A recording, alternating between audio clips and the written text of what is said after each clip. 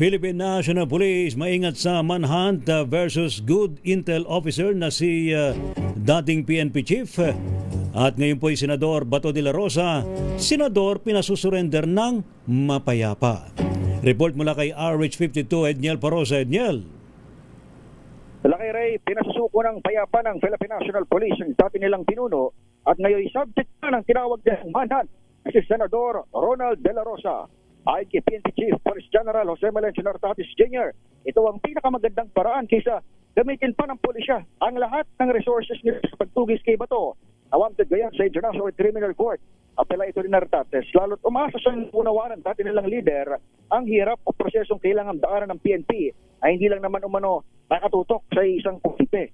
Siya ay walay na panayam dito sa Campo Crame. Abinado, si Criminal Investigation and Detection Group Director, Police Major General Robert Alexander Morico II, na hindi magiging madali ang pag-aresto kay De La Rosa.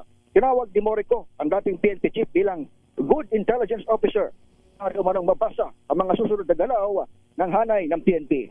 Pakinggan natin ang mga general. Kung pwede naman siyang mag-surrender, yield himself. And that is the most peaceful means.